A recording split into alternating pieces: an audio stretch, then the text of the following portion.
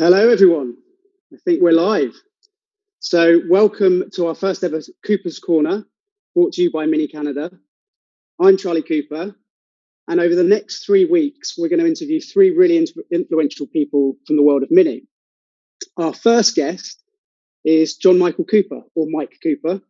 He grew up with a background of John Cooper, his father, my grandfather, running a successful Formula One team. And he was instrumental in bringing the Mini Cooper back in the 1980s after a hiatus in the 1970s. And he's the man behind the John Cooper Works brand. So without further ado, hello, Dad. Hi, Charlie. Hello, can you hear me? Yeah, can you hear me? Yeah. Cool. How's it all going? Yeah, all good, all good. Thank you. So whilst we do this, it'd be great if anyone in the comments has any questions they want to ask Mike, Dad, as long we go. But I'm going to jump straight into it and start. It's kind of odd asking you questions. It's probably stuff we don't talk about enough when we're together. Obviously, we're not being able to see each other in the current climate. But yeah, it's kind of odd asking you some serious questions about the history and everything that we probably don't talk about enough. Well, I hope I answer them for you. That is entertaining and all the Mini people out there enjoy your interview. Cool. So first one, talking about things we don't talk about enough, is when you were a young boy, what was it actually like when Grandad was racing in Formula One? Well, I was born in 1954, so the Cooper Car Company, in effect, had been around for 6 years when I was born.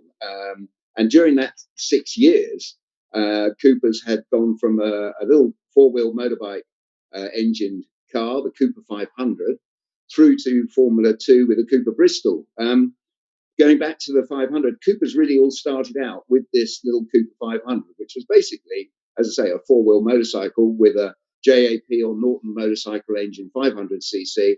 And these cars were just great. And they were, after a few issues, they became very competitive and started winning everywhere: hill climbs, sprints, races.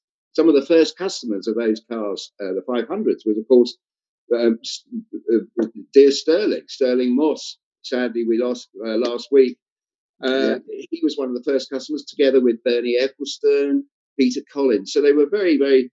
A lot had gone on in the 6 years before I was born. And then, of course, Formula 2 Bristol, the Cooper Bristol, a front engine car that was so successful with the likes of Mike Hawthorne and even Fangio. The great Fangio drove a Cooper Bristol at Goodwood. A quick story there was my dad was actually racing at Goodwood, and I think Fangio was in the new H16 BRM, and it packed up. It didn't run, and my dad offered Fangio his car, and he raced my dad's car against Hawthorne in another Bristol. So it might have been a great thing. But That's growing incredible. up, obviously, I was about 6 when I started noticing things were a little different in our house, by the number of silver cups that kept arriving every weekend in our house. So growing up, and that's what I remember really, was seeing my dad was away a lot, but coming home, a lot of trophies. Did you? You've mentioned, I think in the past we've spoken about a few Grand Prix. Did you get to go to many of the Grand Prix? Yeah, when I was older, when I was 12, my dad took me to 11, 12, I went to the British Grand Prix, obviously, at Silverstone. I continued every year with my dad to go to Silverstone right up to the late 90s. I remember. I remember going with him when I was probably about 12 or 13, going to Silverstone with him. Yeah, in the BRDC. But I remember going when I was very young to the Nürburgring, the Nordschleife, and Jochen Rindt was driving the Cooper Mazda, and it was awful, rain, fog, and these guys were driving around the Nordschleife. I mean, it was a fantastic race. A little boring for a 12-year-old boy to watch a car come past every 10, 15 minutes. But I mean, it was great fun. And I went to Monza. I met Fugiri. I met so many people that my dad introduced me to all over the world. Well, all over Europe. I seem to remember you saying you never actually went to Monaco because Grandma used to like going to that, and you used to stay at home, didn't you, with your sisters? Yeah. I always wondered why every year we had a nanny stay at our house during the Monaco Grand Prix, because my mum insisted that there was only one Grand Prix she went to, and it would be Monaco. I mean, talking of Monaco, it's obviously very glamorous. It was also the golden age of racing, some say, in the 1960s. Was it? I've heard a few stories. Obviously, behind us, we've got Grandad with Steve McQueen. Do you have any stories about sort of the glamorous lifestyle or Grandad being involved? Well, yeah, as I said, there were the trophies arrived, and of course, winning 2 world championships, the parties arrived, and often there would be, people coming from all around to celebrate the world championship success. Ironically, Eric Clapton went to school next door to the garage in Surbiton, and he was at our house a few times, and Jeff Beck came around, and it was incredible. I mean, I didn't know who these people were. But I suppose the one that stuck in my mind, as you say, the picture behind you, is coming down for breakfast one morning, finding Steve McQueen sitting at our breakfast table and staying for 3 days at our house was just fantastic. I mean, I was a young kid, and to see a film star like that was just amazing. And he went on to buy a Formula 2 Cooper. He was a pretty good driver, wasn't he? He won at Sebring, I think. I seem to. He did. He won it. I'm not sure what car he was in, but he did race at Sebring. He was a great driver, a really good driver. But of course, in those days, the insurance companies at Paramount or whoever he was signed to just wouldn't have him out there motor racing. But he was very, very keen, as we all know, on motorbikes. He loved motorbikes, and he was in the Grace Escape, and he did all this stunt. So yeah, he was a cool guy. Obviously, I mean, you came with me to Monza last year to race in the mini challenge, and I took up racing at a late age as more of a bit of fun rather than taking it too seriously. Why didn't you really get into racing when you were younger? I did, actually. At 17, I did go to the Winfield Racing School at Goodwood, and I learnt to drive a single-seater race car. In fact, I did a lot of practice on things. I had my first race, and unfortunately crashed on the first corner. My father wasn't keen for me, and I don't think my mother was very keen, because this was in the late 70s, and you can imagine it was still very dangerous motor racing in those days. These guys were very, very brave. And my dad just said, "You're not quick enough." And maybe he was telling me I wasn't quick enough, or maybe he didn't want me to go racing. But truthfully, I wasn't quick enough. I did enjoy going motor racing later. In the Mini with John Cooper Works, and driving in Australia, but we'll come to that later. So yeah, perfect segue into, we're jumping ahead to when Grandad obviously joined up with the Mini and created the Mini Cooper after being hugely successful in Formula One in 1959 and 1960, winning the F1 World Championships. In the early days of the Mini Cooper, what do you think made the Mini as a whole so special? I mean, it's gone on to the classic Mini, sold over 5 million cars. It's the most successful British car of all time. What do you think made the Mini first so special? And then obviously, why do you think Grandad picked it up and took it racing? Well, I think the first thing about the Mini, obviously, was Alekis Agonis. It was way ahead of its time. It was just such a brilliant design. It was built during the Suez crisis, the fuel crisis then, and it was an opportunity. BMC saw an opportunity to build a small people's car. Alekis Agonis not only created a small people's car, but he also created probably one of the most funky cars ever. It had a wheel at each corner. It was compact. It could take 4 adults, and it handled. Was the amazing thing. It really did handle, and it was a great little car. Well, my father was at that time racing Formula Juniors with the Cooper and using the 1000cc BMC engine. So he was tuning that up to a sort of 88 horsepower. And he suggested to BMC, why don't we, take one of these Minis and mess with it, put a Formula Junior engine in and a proper gear lever instead of a pudding stick, and uprate the brakes, and we'll see what it was like. And they all drove it and said it was brilliant. They loved it. It was, I mean, when we went to, like I said, we went to Monza together when I was racing the Mini Challenge. Monza and Italy is kind of special for the Mini Cooper, isn't it? Because I read, again, another story I read that Grandad took one of the early prototype Minis down to Monza and let all the Formula One drivers have a go.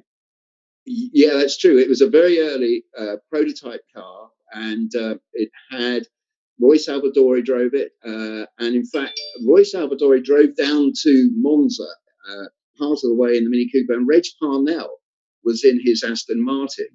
And I think Reg Parnell was a little upset that this little new tiny car was actually getting to Monza quicker than he was in an Aston Martin.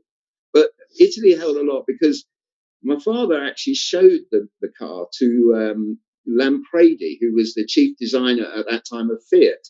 And he said to him, well, give it a run up the road. And Lampredi took this new Mini up the road, and he was gone for over half an hour.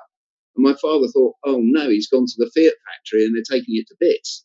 But anyway, he came back and he said to my father, do you know, that is the future of the motor car. Every car in the future will be like the Mini. And if it wasn't so damned ugly, I'd shoot myself, he said. What did he know? Yeah. So again, jumping ahead a little bit, I want to talk about the 1980s. Obviously, I was born in the 80s, but probably before I can remember, but you relaunched the Mini Cooper. It obviously was hugely successful in the 60s, but in the 70s, for whatever reason, the Mini Cooper disappeared. So it'd be good to know a bit of the story, why you think it disappeared, and then what led you to reintroduce the Mini Cooper in the 1980s. Okay, well, it was the Mini, as you say, the Mini Cooper stopped in 1971. This was a financial decision by the then Lord Stokes that ran BMC, then BLMC, Austin Rover. Mm-hmm. But they dropped the Cooper name along with a lot of other names, Wolsey, Riley, and at that point they were going to drop MG as well. But Coopers were dropped, and as you say, the car went out of production. We came back in the 80s primarily from a call and a visit from Japan. The guy that owned the biggest magazine in Japan, car magazine, it's actually called Car Magazine, his name was Sashimoto. He said, we only got the Mini in Japan, the Mini 1000 or whatever, and we don't have the Cooper, and everybody wants a Cooper. Can you make some tuning kits? And sure enough, we set about building tuning kits and distributed them through Sashimoto in Japan. The one thing they said they wanted with these tuning kits was they wanted them in a wooden box, all sign written with John Cooper on, blah, blah, blah. And they looked beautiful. I remember in the 80s, actually, all the mechanics and myself after work building the first sort of 50 boxes. But then we realized this was going to get popular. So we got a proper carpentry firm in to make the boxes. But if you've got one of the very early ones, we made it at the workshop. But it was very successful. Yeah, I remember being obviously very young, but in John Cooper garages, when I used to come in, I'd see the boxes everywhere. They were quite intricate, weren't they? They were hand painted, some of the later ones as well.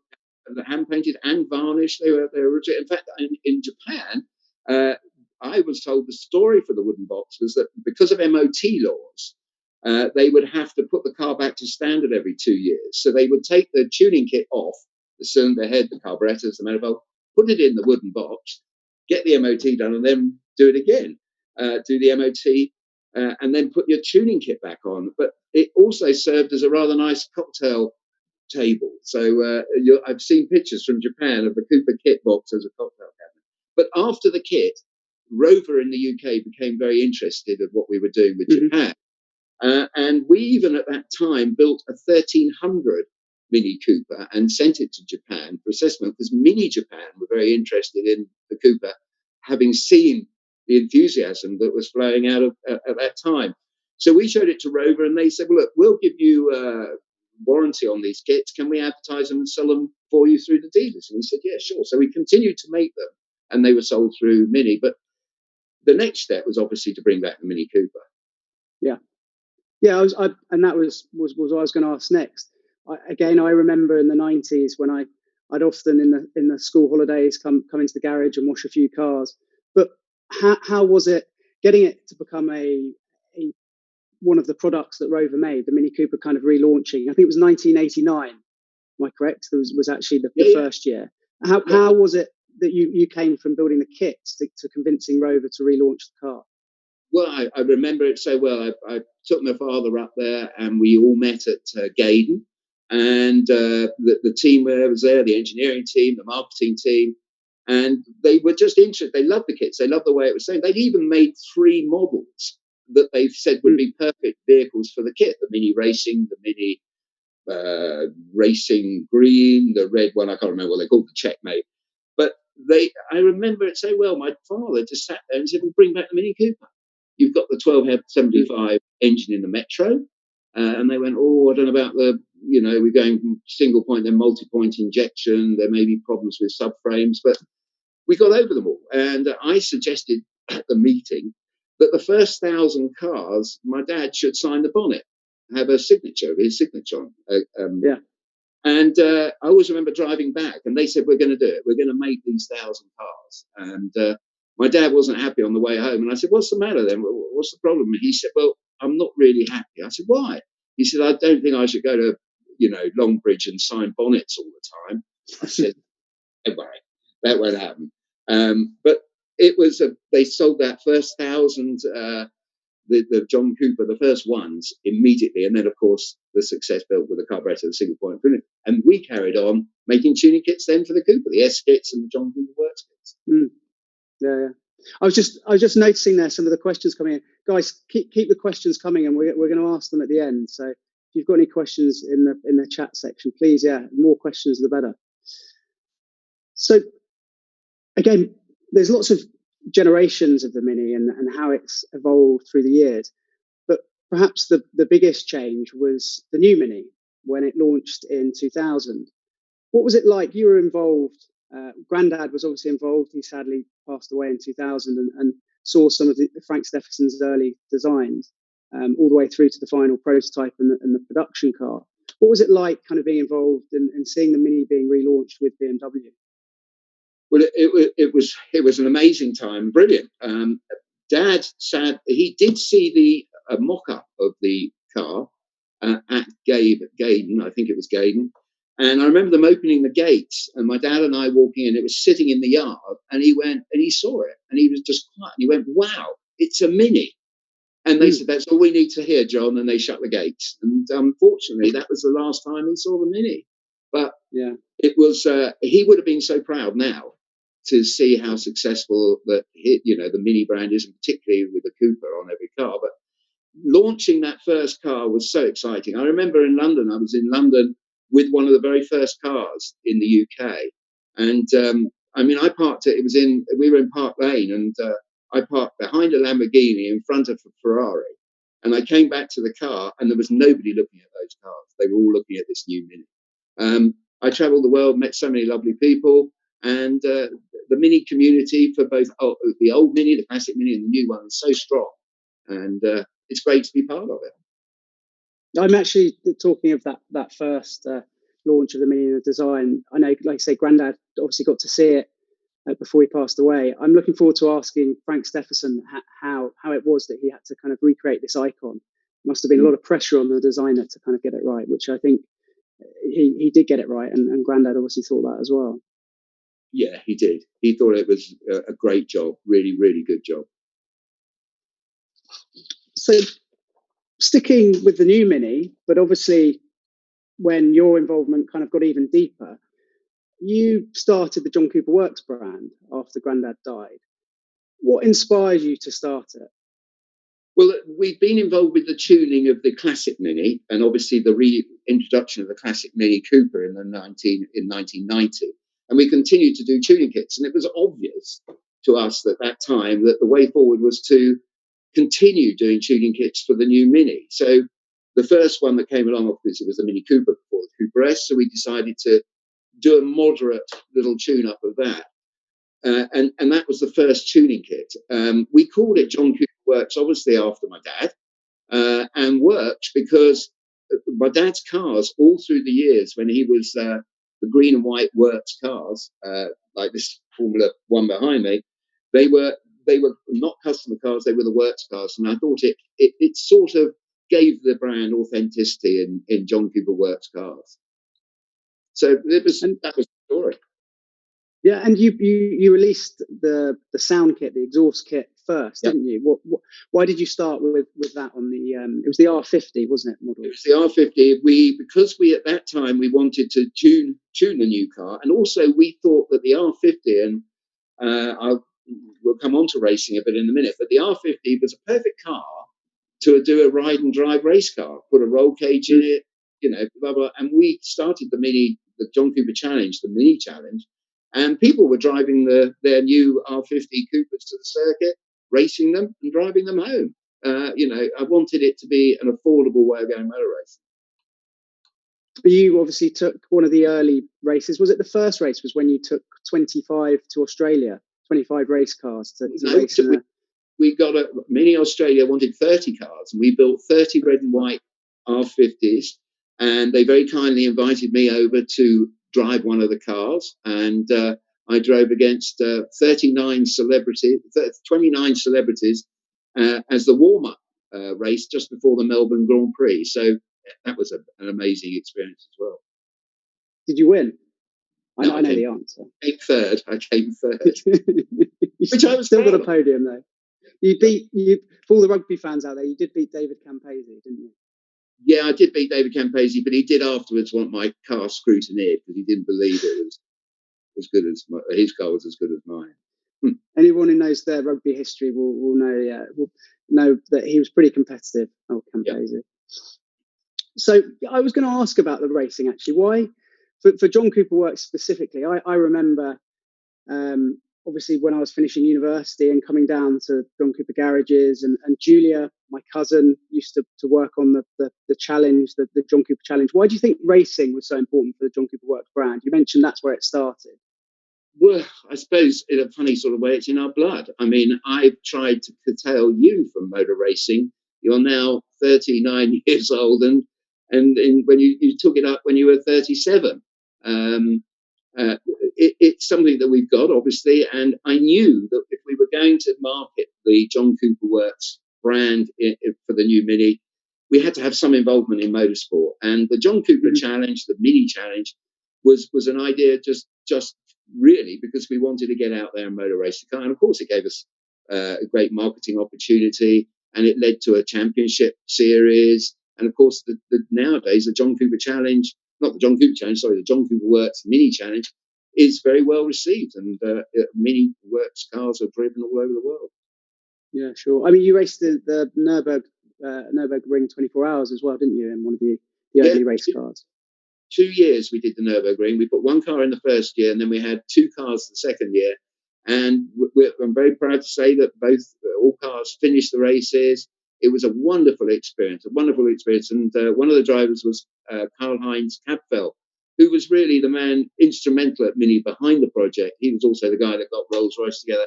And sadly, he is no longer with us, but he was one of at the forefront, together with Torsten Müller-Ottbosch was the guy in charge at that point, and he's now the boss of Rolls-Royce. So it was a great time. Yeah, absolutely. So one of the last, I think it was the last John Cooper Works that had one of the aftermarket kits that obviously you and the team built was the GP, the first GP. Mm-hmm. Can you tell?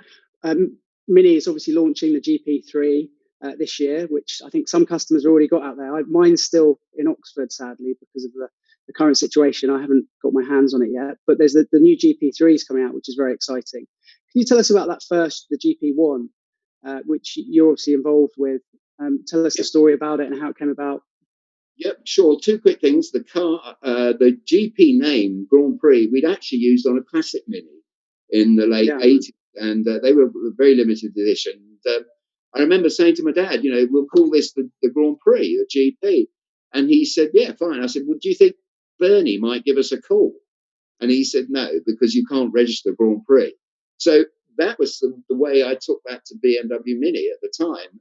Mini, I just said, why don't you just call it a GP, a Grand Prix, because it's not registered, it's not patented. And the meeting lasted, I think, about 3 minutes. We decided on GP. We were at the time making the tuning kits, and before the car, John Cooper Works, went on the production line, we got Bertoni in Italy to build the cars, put our tuning kits on, and the GP1 came out. And it's continued. And as you say, I can't wait to get my hands on your GP3. Yeah, I'm still gutted. I haven't got my hands on it. I was lucky enough to take one of the later prototypes up to Donington, and we took it around the track at Donington. It's a pretty impressive track car. But yeah, I can't wait to drive it on the road. So it just sticks to the road, points and goes.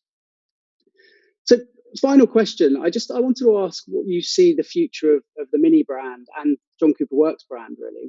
How do you see the future panning out? Well, I think the future's obviously the current situation with what's going on with this dreadful virus and the whole way of nature. People are changing now. They're going. We've seen it. Cycle are selling out. You can't buy a bicycle at the moment. I mean, people are getting on bikes. People are walking. They will go back to their cars, and the Mini will be at the forefront to lead that charge when people are buying cars. I think the future is we all know is electric, and I think there's a lot of scope for electric in motorsport. We've seen it with Formula E. I think it'll follow a fashion that electric cars will go racing, and I think that John Cooper Works brand's got a great future ahead of it, both normally aspirated and, of course, electric. Absolutely. Representing today with the T-shirt on. So we've actually got a surprise guest today that's also going to join us. We finished off talking about electric and motor racing, but he is Mini motor racing royalty. He's a family friend. We've obviously known him for many years. He's famous for winning in Minis in rallying, the Monte Carlo rally famously in 1964. He's had a hugely successful motor racing career that included track racing. I found out that he raced for Grandad in the Works team many times. Last year, he was the president, or he stepped down as the president of the British Racing Drivers Club, which is the most prestigious and exclusive drivers club in the world. He was replaced by David Coulthard. He is, of course, Paddy Hopkirk, MBE. So, Paddy, wow. See if technology is working. Here he is. Oh, hello, Paddy. Well, hello. Hi, Paddy. Good afternoon, everybody. How have you been getting on? Oh, fine, thank you. Very, very flattered and honoured to be asked on this because my name's not Cooper, but thank God I had a lot to do with the success of the Cooper and knew your granddad, Charlie, and your grandma, and they were lovely people to work with. I've always worked in my life that I only work for and with people I like and trust, and they would very much fit into that category. So it was not just a job, it was a pleasure. Oh, that's really good to hear. Yeah. I noticed you've got your BRDC and Mini cap on there.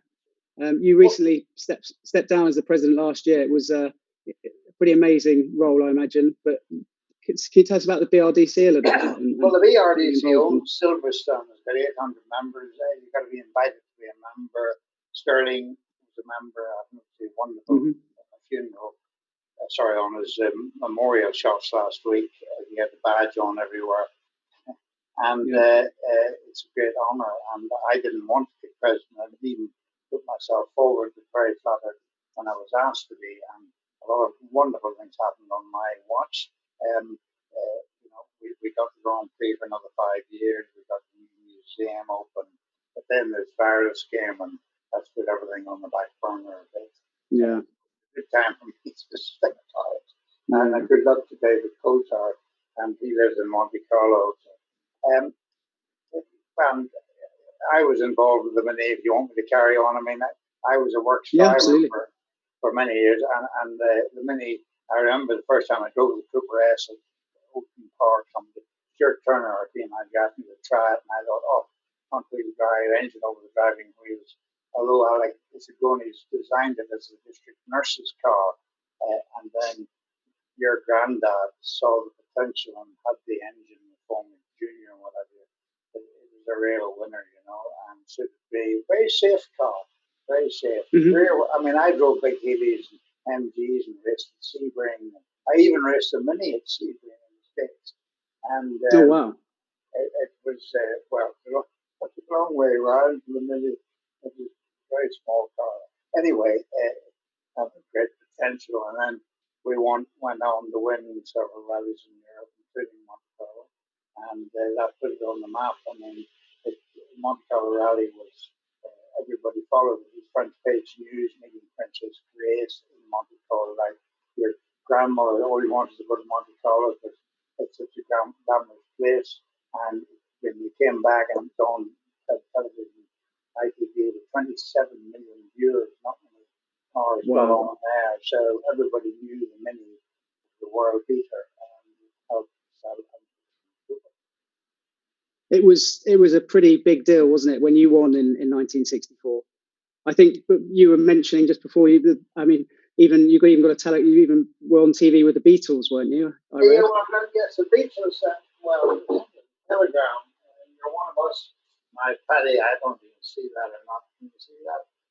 Telegram, me saying you're one of us now, Paddy, and of course I knew Grandad very well. So there we were after a dinner party. We obviously had too many sherbets. Granddad. The color of our faces, but yeah, I'm very proud of that picture too. I think Grandad was obviously also very proud of being part of the BRDC. I think my great grandfather was one of the first members, wasn't he? I think, Dad, that's right. One of the early ones. I'm sorry. Sorry, I don't know, but that would be like, well, it's 80 odd years old, and it's a great club. Yeah. I mean, you mentioned you loved working with my grandfather, and you also raced on track. What was it like? What was he like as a team boss when you raced with him on track, and how do you remember him? Well, Ginger Devlin ran the team, and Ken Tyrrell, I got a work stride in the works car, and it was wonderful because I didn't start as a racing person, but I went on to do lots more races later on with the Mall, or not a Mini at the Mall, but other cars, and Sebring, and I was at Bridgehampton States. I did the Shell 4000 rally across Canada in a Mini. I didn't get all the way across, but that was a great event starting in Calgary. Wow. And although Monty was my win that made famous, there were other events at the Mini Cooper one which was much better and it was very competitive car. It wasn't just luck with the Tour we won the proper car, we won the Coupe des Alpes Alpine, won the Tour de France in France. I mean, the French went mad for them. And then the year before, they had a big notice up on top of the Cherini Pass, Paddy Hopkirk for president. And that wasn't because of me, it was because of the Mini Cooper. I'm sure it was because of you as well. I mean, what do you think of the Mini Coopers today? I mean, you obviously were very closely linked racing in the Minis in the 60s, but you have a Mini Cooper today, don't you? A John Cooper Works, I think, or is it a Countryman? Do you drive around? Well, I'm afraid I've got a hybrid electric. Somebody turned their nose nice. Today, but as you get to my age, silence is golden. No, wonderful, and I think I remember when they launched the Mini here, and I went. Herbert Deese, who's now head of Volkswagen, he started the factory down in Oxford, and Frank Stevenson had designed it, and I think he hadn't designed it that it was easy to make, so they had to get it to make. But the factory is wonderful, and it's been a great success because it's still, I say it drives like a go-kart, I think it would be described, and that's what's nice. And people still want to drive. They like the feel. They like the feel of the. And I also think being a small car, a big with the snow plows and everything, the roads got very narrow in the Monticello, so they looked like big roads to the Mini, whereas the big Ford when they went sideways, more difficult. So there were a lot of things for it, and I name dropping if I may. I mean, Alicus Guinness came from Monticello, and Fangio, I've got a photograph of myself in Fangio on the balcony of the Hotel de Paris, making my caviar that I brought from Russia. You're totally right. You do the modern Mini. You do see the similarities. Obviously, a modern car that's a lot bigger. I was lucky enough to race at Goodwood at the Revival in a classic Mini, and comparing it to the modern Minis, you can kind of see there's similarities in how the two cars do handle. But I mean, racing in the classic Mini was so exciting. It was just a totally immersive experience. I can only imagine what it was like rallying those cars. Well, it wasn't so comfortable, but we had a wonderful team. It wasn't just a car. I mean, we talked about the word works earlier, and we called the Aberdeen cars, and we had the best team of mechanics in the world. And those guys would lie down in the snow and freezing conditions, wherever it was. It was just a wonderful team. And the cars, remember, weren't that different from the car you bought in the showroom. and but they were very well prepared, and the wipers didn't fall off of the seat bracket. And the cars were just beautifully prepared, and we were well prepared. With Stuart Turner, was a wonderful team manager, and was a wonderful team, and we all got on so well together. It was a very, very lucky part of my life. Oh wow, that's amazing. I wanted to. You obviously mentioned your hybrid. What do you see the future of Mini? Really, how do you see that? Well, I agree with Mike. I think electric's good, and you're driving down a narrow road and there's dogs around. You got to be careful. Don't hear you coming, but the noise in motor racing, I think is better okay for young people. But I'm nervous. What does it do to rallying? Because not just the electric, but rallying is not getting the risky sell car, but the waltzing of a car on a loose road as opposed to racing. It's like powder skiing. That is a skill and a technique that is one. And nowadays, the modern drivers are supposed to be fast. I really take my hat off to them. But they have got all the technology. And come on, we can't go around gassing ourselves. Look at I used to live in London, but there's a lot of carbon monoxide down there. And that's the way forward. And I won't be around for it anyway. There's something. I mean, it's obviously very different watching electric cars. I've seen quite a few at Goodwood at the Festival of Speed, and it's very strange seeing electric race cars go past without the sound or very high kind of electric sound. But I think when people do stand up and take notice of electric cars, or when they're so fast, there's so much opportunity with electric technology of making these incredibly powerful and fast cars. So I imagine there's a future in motor racing and rallying in electric. Well, I don't know about the rallying. I honestly don't know the answer to that. But there's no doubt about it. The noise was a very big excitement. The scream was a big excitement. But as I say, that's not the way forward. And I think the battery technology is wonderful for us all. I had a power cut the other night, and I won't have that anymore. I'll have batteries in the kitchen to keep things going.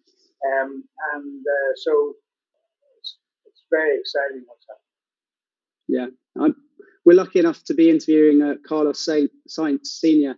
in 2 weeks' time. It'll be interesting to ask him how he sees the future of electric racing. Obviously, his son has just made a big move, hasn't he, to Ferrari?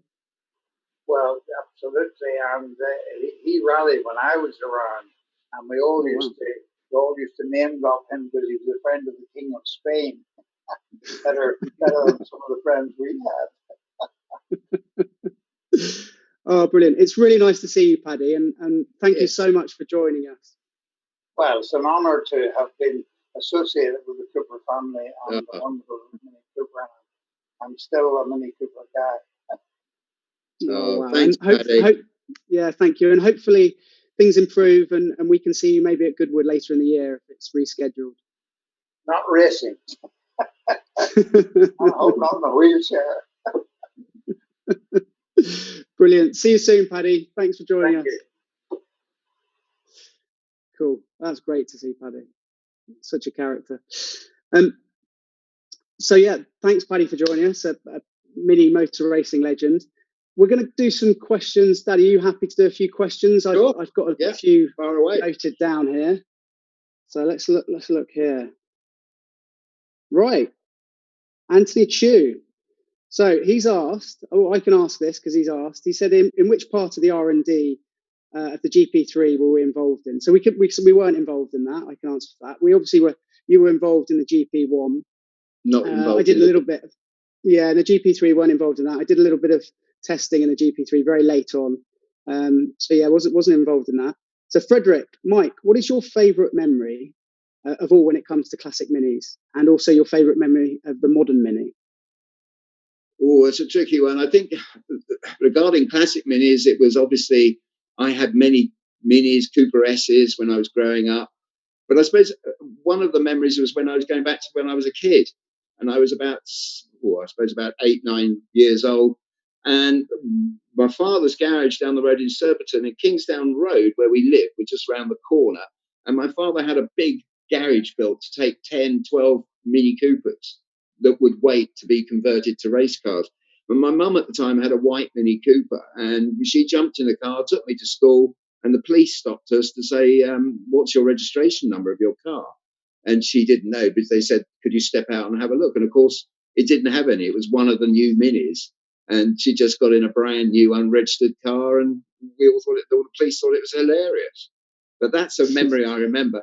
Of the new Mini, I just remember parking that car in London, and then so many people, crowds of people, looking at this little special car, when all around it was this Exotica, but the Mini was the car everyone wanted to see. Cool. Well, we've got a question here from our friend Nick Swift. He's Swifty. He sent us a question, and yeah, right, okay. Steady. So he's asked, can you ask your dad what his experience was like in 2009 in the all mini race at Goodwood? Well, first of all, thank you, Nick, for your very good question. I don't really want to answer that, because actually I didn't actually make the grid. The car packed up coming through the chicane, the thrust release bearing on the clutch, and I was red-faced, embarrassed. And thank you, Nick Swift, for bringing that up. He did ask a nicer one. He said, what is your view on historic mini racing now? Oh, I love it. I love it. The best race last year was the members meeting all mini race. I can't remember who won it now, but I know Nick Padmore was very, very good. I think you're winding up Nick again. Right, so we've got another one here from Michael that's asked, Mike and Charlie, what is your favourite colour of Mini? So I can say green. Well, it's very boring. Yeah, green, British Racing green. It has to be, with 2 white stripes and a white roof. Brummy. Oh, here we go. So do you think we'll ever see the Cooper name in F1 again? Well, thanks, Brummy, for the question. I don't think you'll see Cooper in the Formula One scene for the near future. I think that it's a long way off. I mean, the amount of money that goes into Formula One now, the smaller teams are suffering. And unless somebody comes along and says, here's £1 billion, Mike, can you build a Formula One Cooper team? Sure. Have you got £1 billion, Brummy? Yeah. Good luck. Yeah, Brummy, do you have £1 billion? Cool. So Dave here has asked, what kind of racing, Charlie? What kind of racing you're involved in today, and what made you get into racing? So I race in a mini challenge. I don't race every round. I race as a guest. I've been lucky enough to race in Italy in the JCWs at Monza. Also raced in Japan and here in the UK. I've raced modern F56 minis. I've raced R50s as well, and also lucky enough to race in a classic mini. We've got our classic race car, John, from 1964, isn't it? Our Cooper S. Yeah. Which we're hoping. Built by Nick Swift. Engine built by Nick Swift. The whole car built by Nick Swift, which is hopefully a very competitive car, which we were due to race this year. Sadly, obviously things are changing, but we're still hoping we'll get out at Goodwood or race it in some classic races later in the year. So fingers crossed. And what made me get into racing, Dave's asked. Well, there's a film we've done with Mini in the UK here, which kind of documents the first year of me getting into racing, which we filmed a little bit in Monza. So yeah, Dave, have a look at that. It should be on the Mini channel. Maybe we can post it afterwards, a link to that. So Mark has asked, are you planning to remake any of the tuning kits, accessories for the R50, R53? To be honest, no, we're not. We do tuning kits, of course, for the classic Mini. The Cooper Car Company is still making all the exciting accessories that we sold in the 80s, the tuning kits, the interiors, the exteriors, bits and pieces. So we're happy with that. We don't think that we will work on the R50 or reintroduce the tuning kit. So if you've got an R50 John Cooper Works tuning kit that was aftermarket fitted by us, keep it, because it's probably worth a lot of money now. Cool. I think we've got time for just a couple more. Actually, let's make this the last one. It's I think we can both answer this one. It's if you were to choose between the R53, the R56, and the current F56 JCW GP, which would you say is your favourite? So I think I know what you'll say. I'm going to say it's going to be a toss-up. I think with the GP3 having just, like I said, had it for an afternoon with a good friend from Mini at Donington. It was pretty impressive around the track. So I think that's going to be pretty special. But at the moment, it'd have to be the GP1. I was lucky to have one. Dad, we had one at home. I just think because of your involvement, our involvement in that car was quite special. So being so heavily involved, I think that would have to be my favourite. I don't know about you. Well, I mean, to be honest with you, the R50 was a fantastic thing because it was the beginning of this new mini adventure. The Cooper S, the R53, was so exciting. The GPs were exciting, but today I run an R56, and it's got all the fun and all the attributes of the R53, but of course it's a much more comfortable, more modern, up to date car. And to be honest with you, I don't think we've ever had a bad Mini. I think they've always been a great Mini. Yeah, they're all every generation's been pretty impressive in its own way. Two last questions I've seen just come through. So, what do you guys think of the success that the Mini's had at the Dakar? I think it's incredible. It's obviously very different in terms of the rallying that happened in the 60s that Paddy was involved in. I'm looking forward to interviewing Carlos in a couple of weeks. I'm sure I'll have lots of questions. If you've got any questions for Carlos in the meantime, I've got one. Yeah, go on. I'm interested that his father, Carlos Sainz, was a twice world rally champion, won the Dakar Rally last year, and I just wondered why his son has gone to track racing, and all the years that he's grown up through the ranks, and now racing for Ferrari, the greatest honour ever in Formula One. And I just want you to ask him next week did your son take the highway? No, I will do. Absolutely. Cool. And the final one, I think Danny's just come in. Which racetrack around the world do you like the best and why? I love Goodwood because I can go quite quickly around it. And I love the Nürburgring because it scares the life out of you. Yeah, it's pretty scary. I'm gonna. It's a toss up between Monza.